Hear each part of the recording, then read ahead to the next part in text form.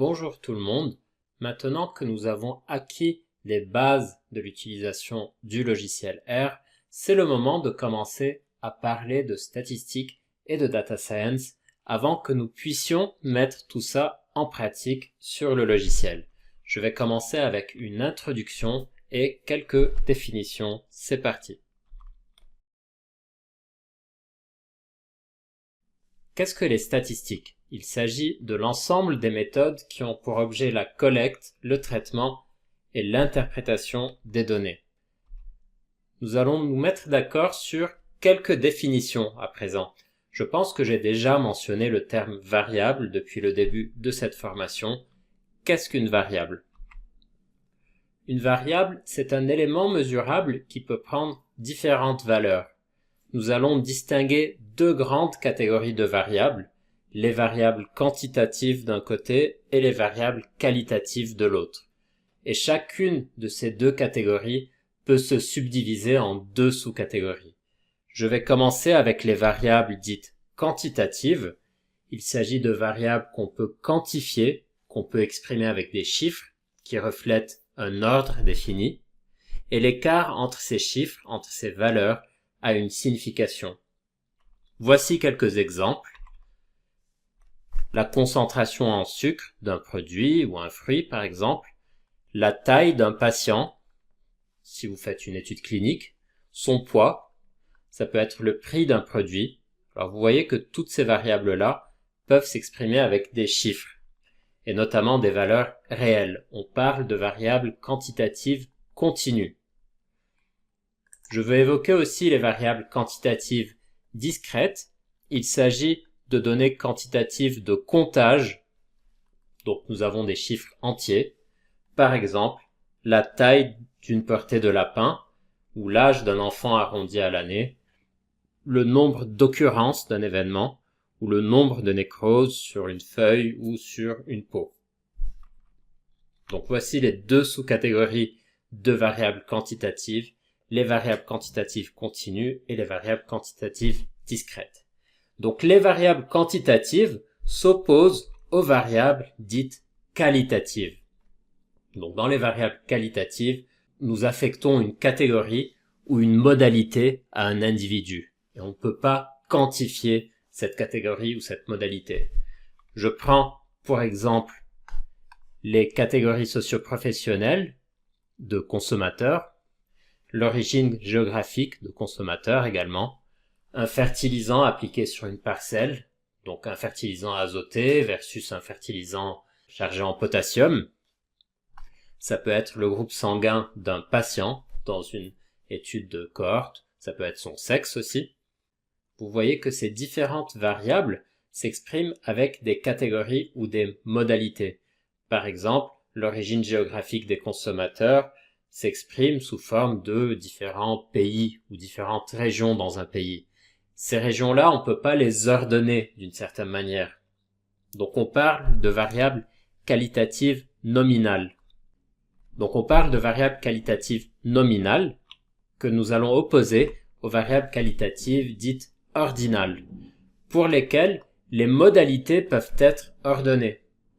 Par exemple, les classes d'âge de consommateurs. On va classer les consommateurs des plus jeunes aux plus âgés. L'état d'un patient. Un état mauvais, moyen, bon ou excellent. Vous voyez, il s'agit de catégories, mais que nous pouvons ordonner d'une certaine manière. Comme nous le verrons par la suite, chaque type de variable, quantitative ou qualitative, peut être exploité par des outils statistiques adaptés.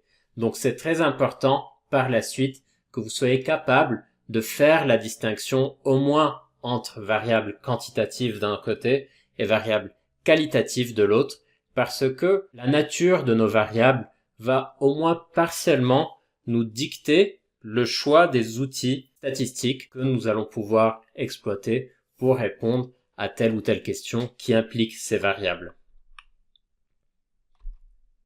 Une petite remarque, dans certaines situations, les variables qualitatives ordinales sont transformées en données numériques et exploitées comme telles. Je vous donne un exemple. Imaginez que dans un sondage, on pose la question quel est votre degré de satisfaction pour tel produit? Donc la question constitue la variable et les réponses possibles à cette question sont les suivantes: très insatisfait, insatisfait, moyennement satisfait, satisfait ou très satisfait. Vous êtes d'accord? Il s'agit d'une variable qualitative ordinale. Nous avons des catégories que nous pouvons ordonner. Souvent, on va avoir recours à une transformation de ces données sous forme numérique. Donc, très insatisfait va être transformé en 1, insatisfait en 2, etc. Et une fois que la variable est transformée, elle est traitée avec les outils propres aux variables quantitatives. Donc, c'est une pratique qui se fait. Gardez ça en tête. Quelques définitions supplémentaires. Qu'est-ce qu'un individu, un échantillon, une population? Un individu ou une observation en statistique correspond à une unité statistique élémentaire. Donc par exemple, des clients d'un magasin, des patients concernés par une étude clinique, des parcelles agronomiques, des mesures faites par un outil ou par une machine. Les individus sont regroupés dans ce qu'on appelle des populations. Donc la population regroupe tous les individus possibles dans une étude donnée. Donc par exemple, tous les clients potentiels pour un nouveau produit, ou tous les patients potentiels touchés par une certaine maladie, toutes les plantes correspondant à une certaine variété de tomates, si vous êtes agronome. Et comme vous pouvez le deviner, en général, il est difficile d'étudier la population dans son ensemble, alors que nous avons envie de tirer des conclusions sur l'intégralité de notre population. Nous avons envie de comprendre toute notre population. Or, c'est impossible. Nous n'avons pas accès à l'intégralité de la population. C'est pour ça qu'en statistique, nous faisons appel à la notion d'échantillon. Un échantillon, c'est un sous-ensemble représentatif de la population sur lequel nous allons mener une étude pour pouvoir tirer des conclusions ou des généralités sur la population. Donc par exemple, un échantillon de barres d'acier produite par une machine.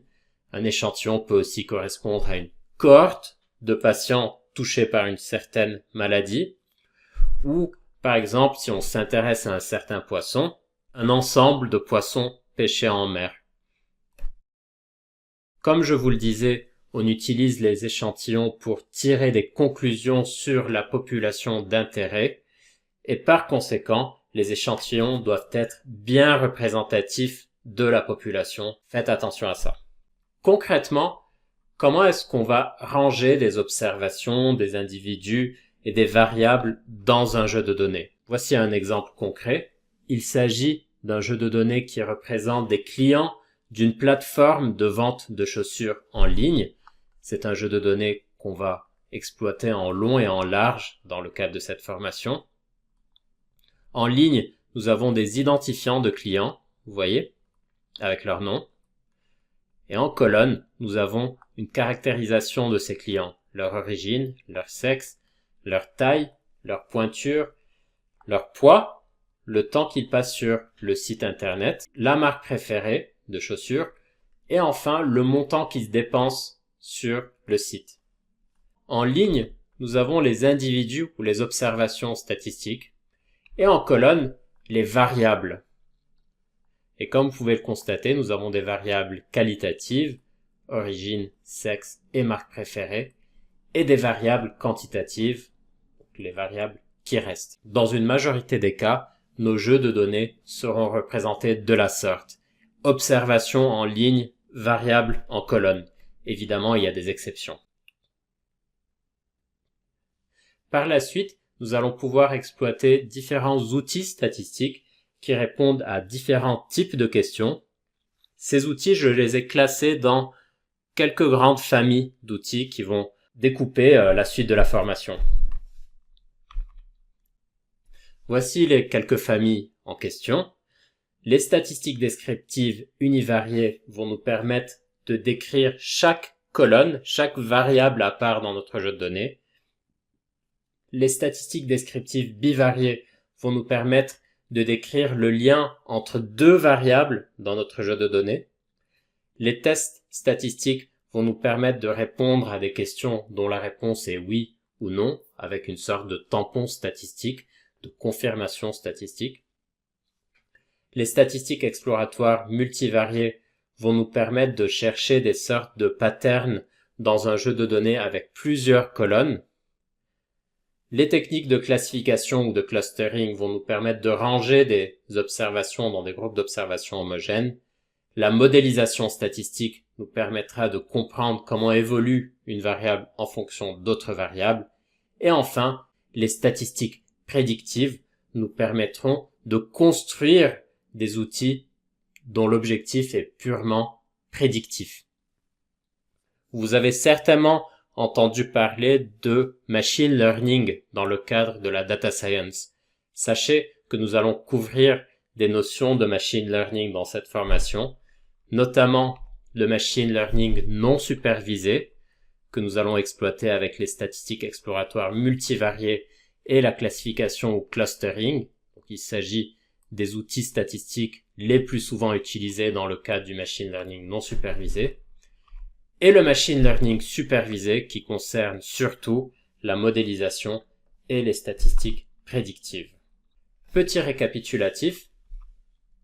Les statistiques sont l'ensemble des méthodes qui ont pour objet la collecte, le traitement et l'interprétation des données.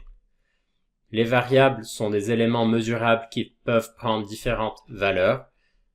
Nous faisons la distinction entre variables quantitatives qui peuvent s'exprimer avec des chiffres et les variables qualitatives qui sont non quantifiables, qui sont représentées par des catégories ou modalités. Et j'ai bien précisé que le type ou la nature des variables qui sont impliquées dans une question va au moins partiellement nous guider vers des outils appropriés. Un individu ou une observation, c'est une unité statistique élémentaire. Une population regroupe l'ensemble des individus concernés par l'étude. Un échantillon est un sous-ensemble d'individus représentatifs de la population. Et enfin, il existe plusieurs familles d'outils statistiques et d'ailleurs, c'est le moment de se lancer dans les statistiques descriptives univariées. Il s'agit de la première famille d'outils statistiques mentionnée dans cette formation. Vous souhaitez aller plus loin? Inscrivez-vous à ma formation gratuite et complète aux statistiques avec R que vous trouverez sur le site statistiqueformation.fr. Vous y trouverez de nombreuses ressources, dont 8 heures d'enregistrement vidéo, les PDF des présentations de mes vidéos et des dizaines de lignes de code que vous pourrez télécharger et adapter à vos propres problématiques et données. Je vous mets le lien vers la formation dans la description de la vidéo.